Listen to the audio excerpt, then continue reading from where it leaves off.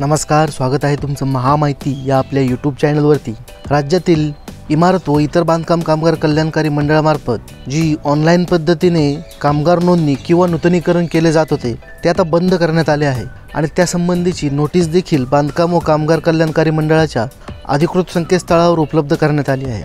आता मग ही जी नोंदणी आहे किंवा जे नूतनीकरण आहे म्हणजे रजिस्ट्रेशन किंवा रिन्यूअल आहे ते आता करायचं तरी कसं आणि कुठे याबद्दलची माहिती आपण या व्हिडिओमध्ये पाहणार आहोत। तर त्यासाठी आपण महाराष्ट्र इमारत व इतर बांधकाम कल्याणकारी मंडळाच्या ह्या ऑफिशियल वेबसाईटवरती म्हणजेच mahabocw.in या वेबसाईटवरती गेल्यानंतर तुम्ही इथे पाहू शकता, नव्याने नोंदणी किंवा नूतनीकरण अर्ज संगणक प्रणालीवर सादर करण्याकरिता संबंधित बांधकाम कामगाराने आपल्या मूळ कागदपत्रांसह नजीकच्या तालुका कामगार सुविधा केंद्रात उपस्थित राहावे।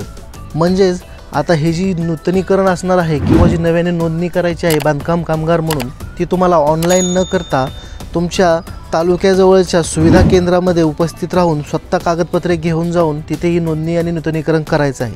मग आता हे तुमच्याच तालुका स्तरावर कुठे आहे तेही यांनी सांगितलेलं आहे। तर त्यासाठी आपण इथे या वेबसाईटवरती कॉन्टॅक्ट अस मध्ये जाऊन इथे खाली आल्यानंतर तुम्ही पाहू शकता taluka worker facilitation centre address and incharge contact, म्हणजेच तुमच्या संबंधित तालुक्यानुसार जे काही सुविधा केंद्र असणार आहे त्याचं डिटेल्स इथे दिलेलं आहे। आता हे आपण डाउनलोड करून घेऊया। आता हे डाउनलोड झाल्यानंतर तुम्ही अशा प्रकारे ही जी यादी आहे ती संपूर्ण तालुकानिहाय यादी, यात एकूण 356 इतकी सुविधा केंद्र आहेत आणि त्याची डिटेल्स ती कोण चालवते किंवा त्याचे कॉन्टॅक्ट देखील दिलेले आहेत। तर तुम्ही इथे सर्च करून तुमच्या तालुक्यानुसार पाहू शकता आणि तिथे जाऊन तुम्ही नवीन नोंदणी किंवा नूतनीकरण करू शकता। तर नक्कीच ही माहिती तुम्हाला कशी वाटली कमेंटद्वारे नक्की कळवा। माहिती आवडल्यास व्हिडिओला लाईक देखील करायचं आहे आणि चॅनलला सबस्क्राईब देखील करून घ्या, जेणेकरून अशीच महत्त्वपूर्ण माहिती तुमच्यापर्यंत पोहोचत राहील। धन्यवाद। जय हिंद, जय महाराष्ट्र।